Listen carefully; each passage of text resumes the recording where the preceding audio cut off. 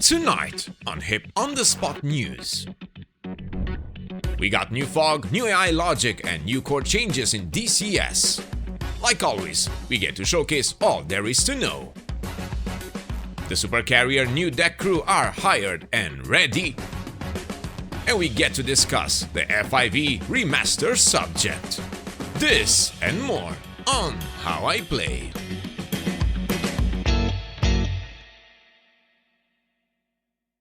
This video is sponsored by Next Level Racing. Get their products using our discount link. Hello virtual pilots, I'm Andre Celesti, and tonight we are going to talk about the latest update in DCS world. On the 4th of December, the update was available for install. It came together with new core changes, fixes and improvements, new campaigns, and more. We jumped in right away and started to test. Check the new F5E Remastered label as an optional update. We will see about that a bit later because there are things that need to be discussed, and the new deck crew are finally out for the supercarrier. This was a decent-sized update. We expected it this week, be that with a little postpone for 24 hours due to those pesky issues in the final checks. Alright, so what is new? Well, let's dive right in and check out all the changes and new additions. And we start with the new fog. Yes, the previous showcased fog technology is now live in DCS world. It brings new fog and dust effects that are compatible with volumetric clouds. You will be happy to know that this new fog affects the ground vehicles and AI aircraft detection logic. What does that mean? Well, when the fog is thick enough, their sensors will have a hard time detecting the incoming threat. Exactly like in real life. Nice! So I do remember some comments in the previous videos questioning why do we need a new fog system in DCS. Well, I do hope this helps getting a better understanding that some new core changes like this one is necessary for current and future development of DCS modules and AI behavior.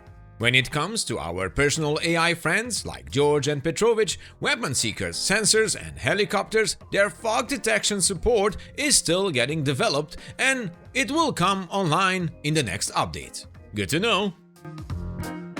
Together with this new fog system, we also get an improved ambient occlusion effect, increased rendering distance for contrails, and a new volumetric light setting.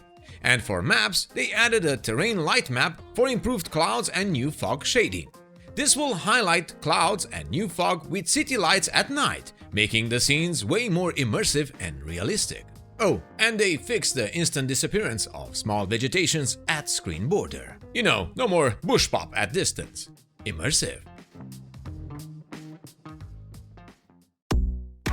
Sticking with core DCS changes, the new multi-selection tool is now available for all of us, handling those groups and placing units on the battlefield. This was needed a long time ago, but I'm happy it's available now. And you know how the ATC never approves your takeoff when occupying a free of traffic runway? Not anymore. Yes, no more shouting, "Shut up and let me fly." This also could have been addressed quite some time ago, but thanks, yeah, thank you. And for those of you caring for poor little old AI every time they hit the floor during dogfights, they have tuned the AI to be less aggressive during turns, modern and World War II, taking in consideration I should be careful as we are close to the ground. Now, they say that maneuver kill is still possible, but the AI's turning behavior has been adjusted. Nice.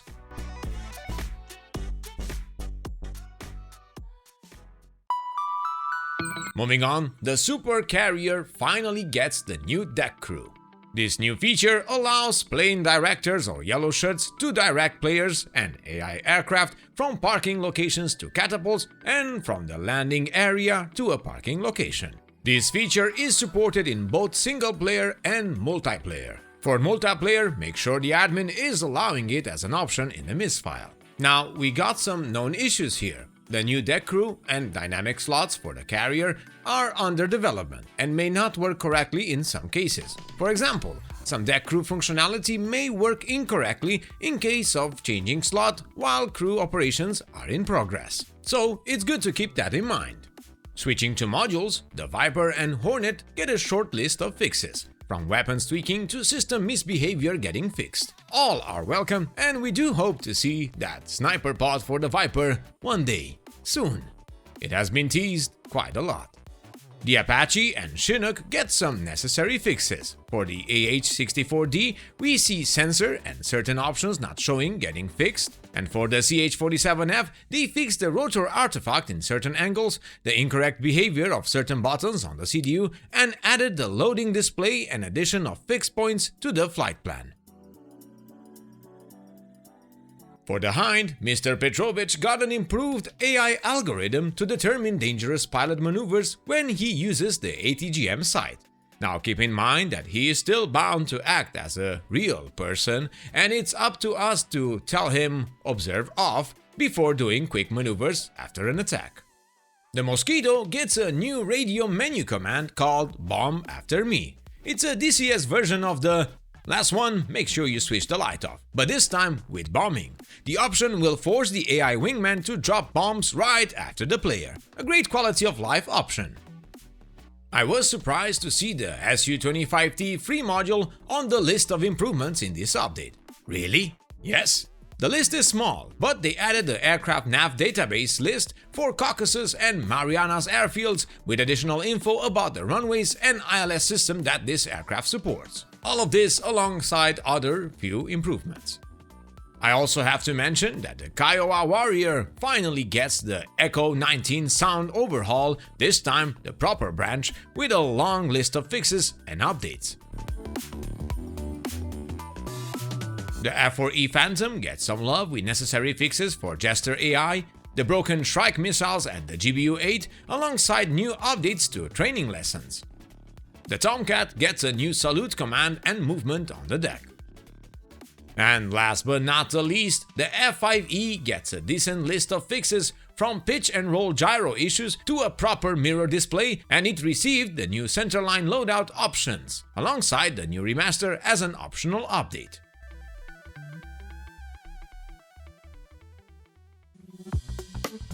Now, we previously covered this news for the F5, and I took the initiative and purchased this module prior of the changes to its exterior and internal modeling, to see what is the difference. Well, it's the same F5E you already own, if you own it, and when you get this remaster, it won't replace the module, like for example what happened to the A10C210 Killer. The difference is you will get a remastered external model, new external animations and cockpit with improved resolution, glass surfaces, and attention to detail.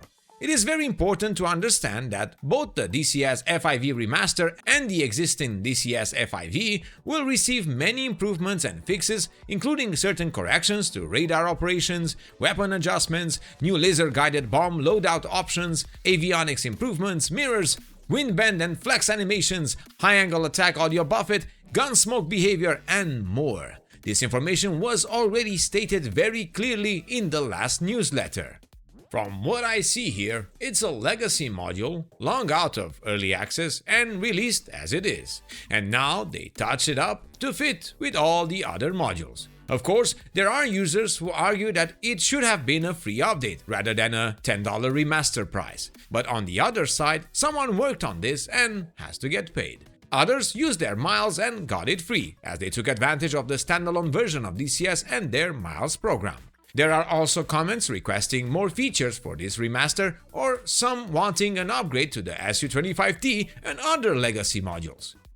I guess time will tell, and I cannot guess what ED thinks of all of this, but I did notice one thing. The remaster version of the F5E doesn't have all the previous liveries. I immediately asked ED about it. ED told me that the new liveries are on their way, all together with a more detailed texture template. This new livery template is coming soon for the remastered F5E, as the new model is different, so requires a new template to do it correctly. Makes sense. I would be on the lookout in the next newsletter for more info about that. If you ask me, the F5E remaster is a good thing. And hear me out. These modules are quite old, but as we see with every update show we do, they are still maintained by ED and the third-party developers. Some of these modules are dating from the beginning of DCS. And yes, I know that bugs appear even today, some older and some newly introduced with every update. I am not a developer and far away from knowing anything about advanced coding, but I do work with talented people that work in this sector, and they say it's common to have this, especially with a platform like DCS, where modules are simulated like their real counterparts, or at least as close as possible. For me, this remaster sounds similar to what the Flaming Cliffs package just received not too long ago. It's all about the time invested to do these changes and the time needed to reflect the pricing. It could be a case that if you want more systems coming online with a remaster, it will consume more time in development. And you know what that means. So don't get me wrong, I would love to see more features in a remaster rather than just visual stuff. But where is the line? The opinions are split about this one, and I do get it, but I know users who owned the Tiger for a long time and now are very happy to get this new look. My question to you is, what other module could use a remaster and maybe an upgrade like we got for the A10C210 killer? Leave your comments down below.